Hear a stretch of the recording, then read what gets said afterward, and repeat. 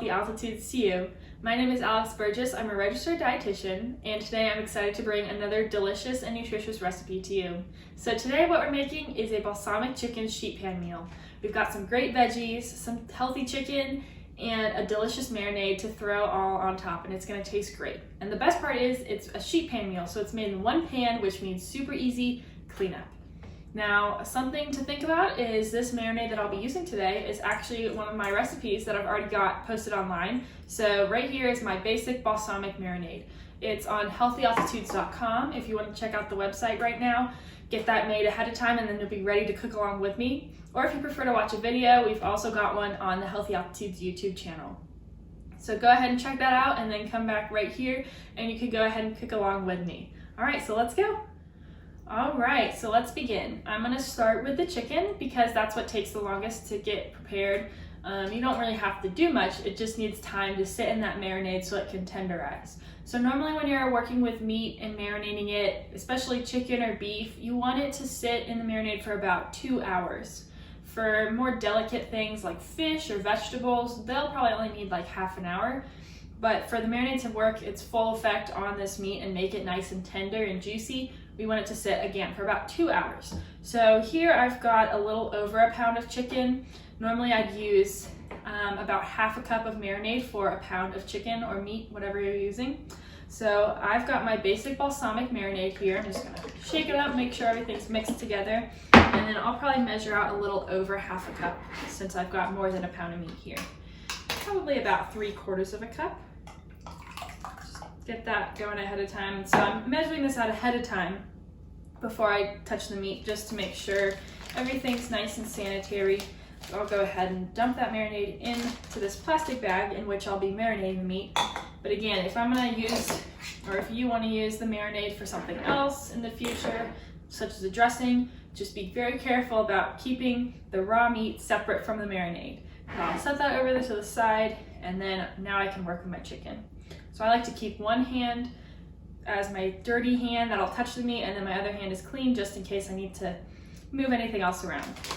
So this is really easy. You just get your chicken out of the package and throw it in the plastic bag. A plastic bag is a great way to marinate meat easily, and then you can throw it out afterwards without worrying about contaminating anything else, because again, we want to be careful when working with raw meat.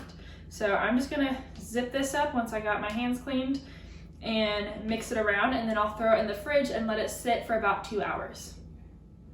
All right, so I've got my chicken marinating in the fridge now. Now I'll move on to the vegetables. So I'm gonna go ahead and cut them up, get them marinating as well, although they'll only need to be in there for about half an hour. So I'm gonna go ahead and start with my sweet potato.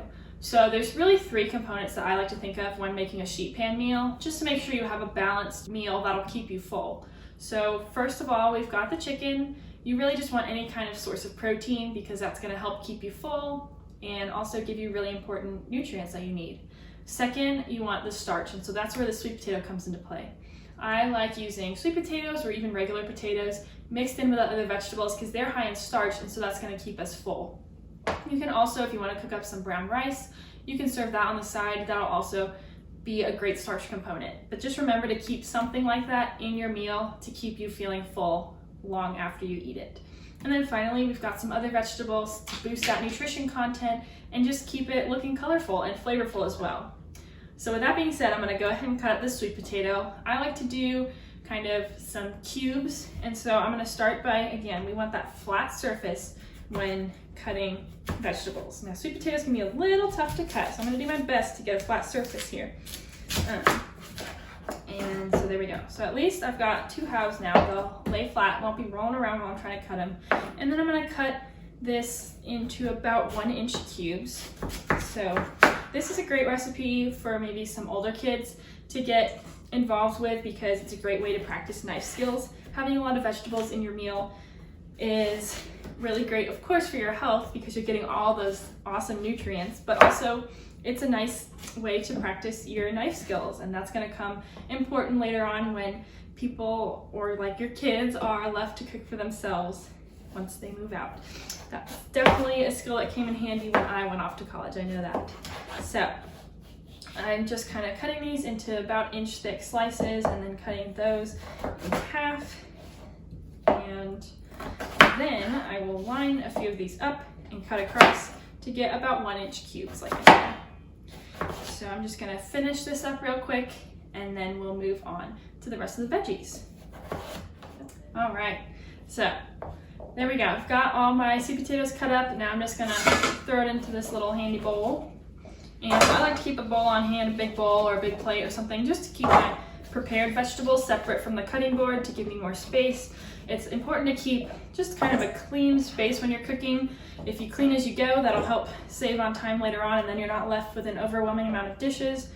And then also it's just good practice to have a clean space to prevent any cross-contamination or anything we don't want. So now I'm gonna move on to my carrots. These are super easy to cut up. I'm just gonna do little rounds that are maybe 1/2 inch thick. We don't want them to be too thin, just knowing that the sweet potatoes are also gonna cook alongside them, and those are gonna take a little longer to cook. So we'll do 1/2 inch rounds really quick. This is really easy to chop up.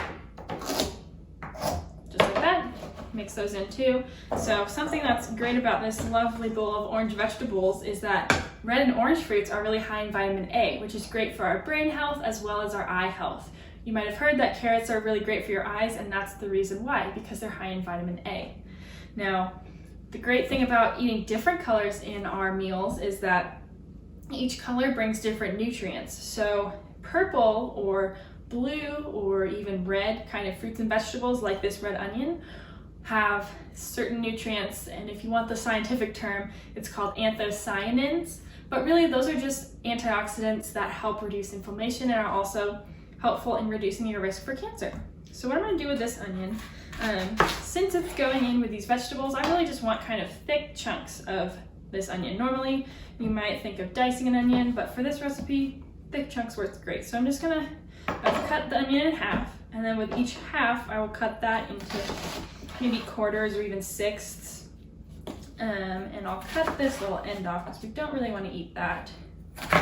And then just some big chunks, nothing too fancy. And just throw it in our bowl. I'm gonna grab this one as well. And then once we got that done, next comes the marinade. So I'm gonna measure, well, first I'm gonna mix up this marinade one more time, make sure everything's evenly distributed so we can bring flavors to all the different parts of those veggies. And then I'm gonna measure out another probably 1/2 cup and dump it over the veggies. Oops, I can feel those onions starting to make me cry a little bit, but we're all good. I know it's gonna taste great, no reason to cry. So I'm gonna mix those up, throw them in the fridge, and let them sit for about 1/2 an hour, and then we'll come back and lay it all out on our sheet pan. So I have got my vegetables and the meat all back out from the fridge. They've been sitting for some time now. The chicken's got about 2 hours on it, and then the veggies have been in there for about 1/2 an hour. And so they're all ready to go. The meat should be tender. So I'm gonna go ahead and lay out everything on my sheet pan, and then we'll be ready to throw it in the oven so it can cook. And so this is super easy. Not too much involved with a sheet pan meal. All you have to do is dump it out. So I'm gonna empty this bowl of veggies, and I've got my little nifty tongs here. Those are really helpful, especially when working with meat, as they help you pick up the meat without having to actually touch it yourself too much and worry about cross-contamination. Perfect. Okay, so these veggies look very flavorful, and I love the different colors in here.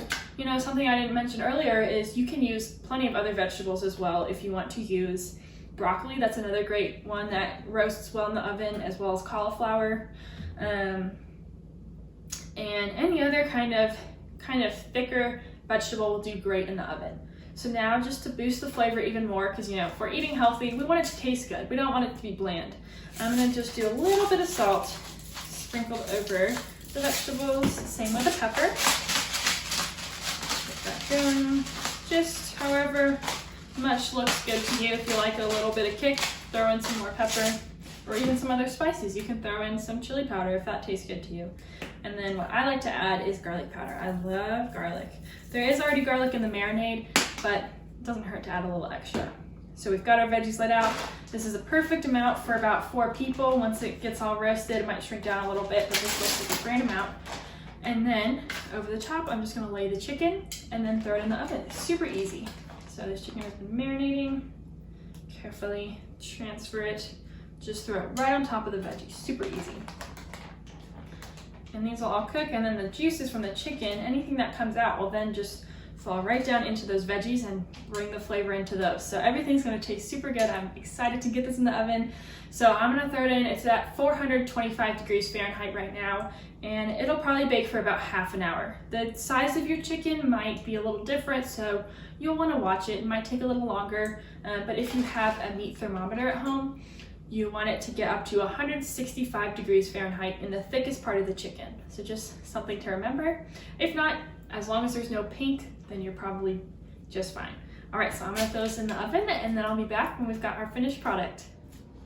All right, so I went ahead and pulled out my sheet pan from the oven and served up a plate just so you can see what it looks like. So we've got these delicious, colorful vegetables paired with the chicken. Everything got nice and caramelized in the oven because, 425 degrees is pretty hot. So that really helps add some flavor with that caramelization. So I'm really excited to taste this. I know it's gonna be so flavorful with that easy balsamic marinade. So I encourage you to try that recipe at home. If you want to head over to the website, you can go ahead and download a PDF that has the recipe there, easy to follow, and that's at healthyaltitudes.com. So I encourage you to check that out and continue looking out for new and nutritious recipes that are coming your way. Thanks.